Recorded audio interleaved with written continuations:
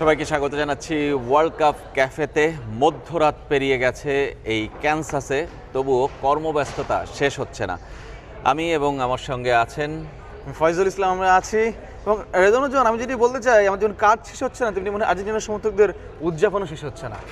অবিরাম উদযাপন চলছে শহর থেকে শহরে, এবং তাদের এই উদযাপন কিন্তু এখন অব্যাহত। তাদের গন্তব্য এখন road to Atlanta and road to final also, যদি আটলান্টা পার হয় সেটা আরও একটা ধাপ আছে।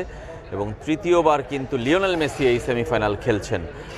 2014-তে খেলেছেন, 22-এ খেলেছেন, এবার 26-এও খেলবেন।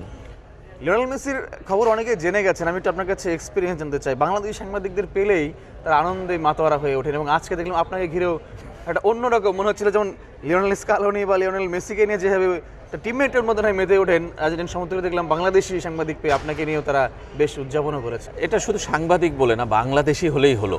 আসলে যে কোনোভাবে বাংলাদেশকে তারা কানেক্ট করতে চায়, বাংলাদেশের সাথে মানুষকে আসলে তারা বন্ধুর মতো আসলে বরণ করে নিতে চায়। আপনি জানেন যে আসলে বাংলাদেশের এই ভালোবাসা আর্জেন্টিনার প্রতি, সেটা কিন্তু আসলে পুরো বিশ্বে ছড়িয়ে গেছে, সবার মধ্যে। শুধু আর্জেন্টাইন তা না, সবাই জানে, পৃথিবীর সব সাংবাদিক জানে আর্জেন্টিনাকে বাংলাদেশের মানুষ ভালোবাসে কিংবা সমর্থন করে। আর্জেন্টিনা বাংলাদেশের পতাকা নিয়ে ছবি ওঠা, উচ্ছ্বাস উদযাপন এবং তাদের সঙ্গে ছবি ওঠা, মানে একটা যে ফ্রেন্ডশিপ বা একটা যে আন্তরিকতা, সেটি খুব মানে বাড়াবাড়ি পর্যায়ে ছিল, এবং সে বাড়াবাড়িটা উপভোগ করেছেন। কিছু বাড়াবাড়ি তো আসলে ভালোও লাগে।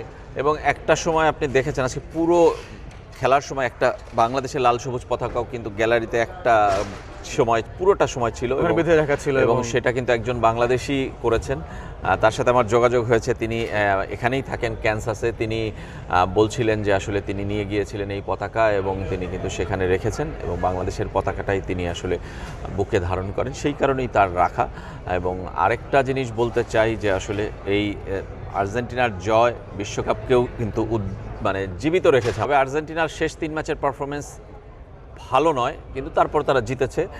এবং আর্জেন্টিনার কোচ এটা বারবারই স্বীকার করছেন যে ভালো নয় পারফরমেন্স, লাক তাদের ফেভার করেছে আজকে, সেই কারণে তারা জিতেছেন। কিন্তু দিন শেষে বলতে হবে যে সাহসী কিংবা ভাগ্য যার পক্ষে থাকে তারাই কিন্তু আসলে জয়ী হয়, এবং বিশ্বকাপের লাক একটা ম্যাটার করে।